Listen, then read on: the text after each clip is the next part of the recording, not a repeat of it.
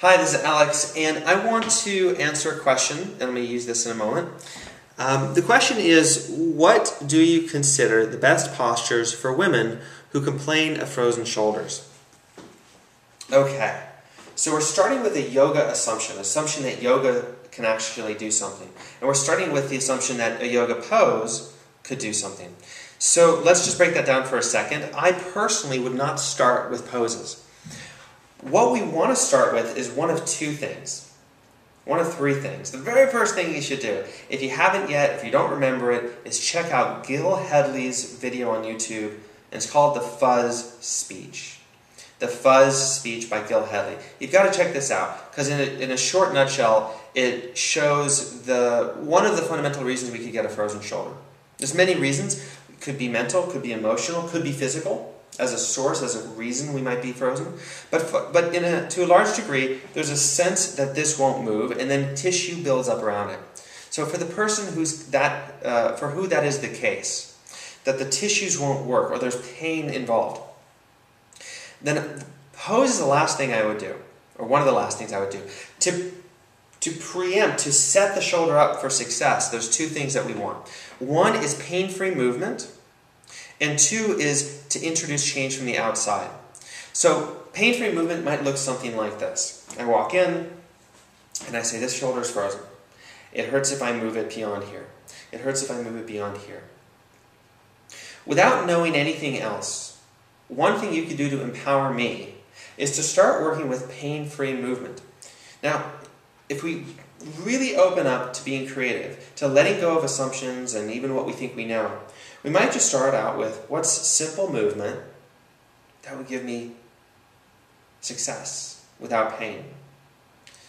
And what this does is it starts to connect movement with joy, with pleasure. If this feels good, or at the very least doesn't feel bad, then my nervous system says, great, let's have some more of that. I like that. So we can start to build the movement pattern. There are many, many exercises you could do. You can pick any exercise and start with this idea of successful movement in a pain-free range of motion. Breathing, relaxing, allowing the nervous system to learn.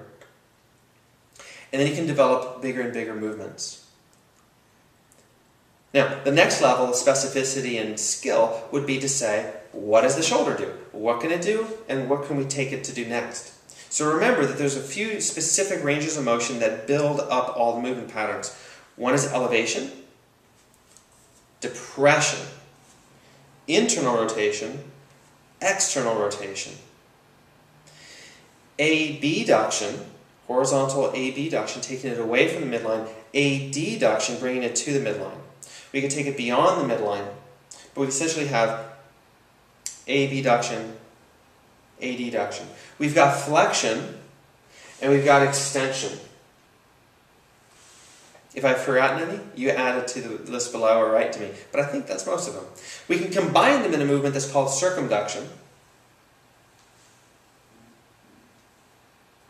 So the question, one thing to do very specifically and very skillfully would be to assess someone's shoulder movement and ask them to do each one and assess them, rate them, score them.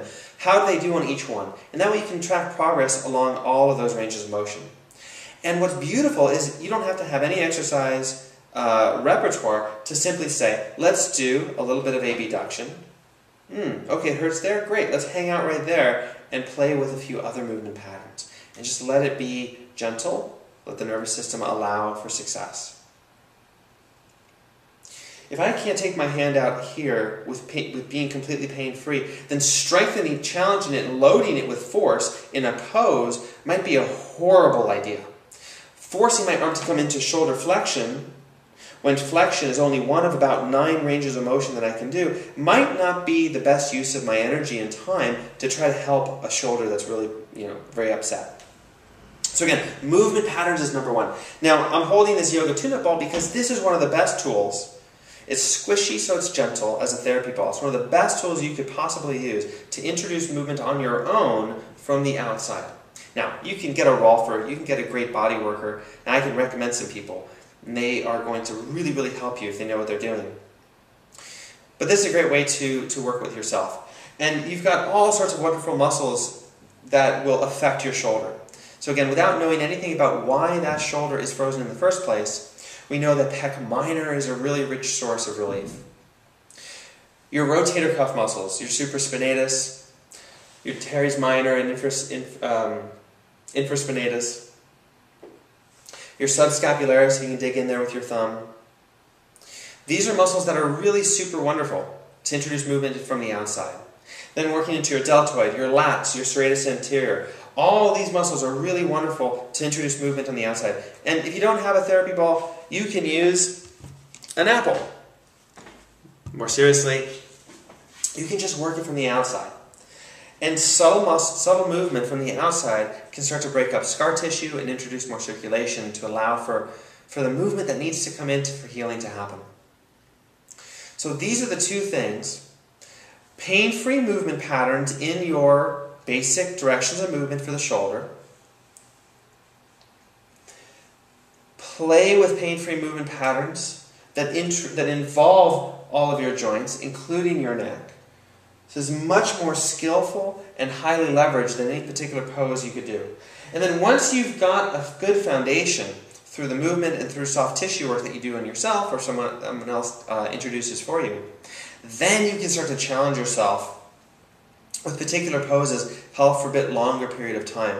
Always keeping in mind that what actually creates healing here is the connection between the effort that you're producing and the sense of ease and comfort that you're holding. And when you work too hard, you actually can do some damage.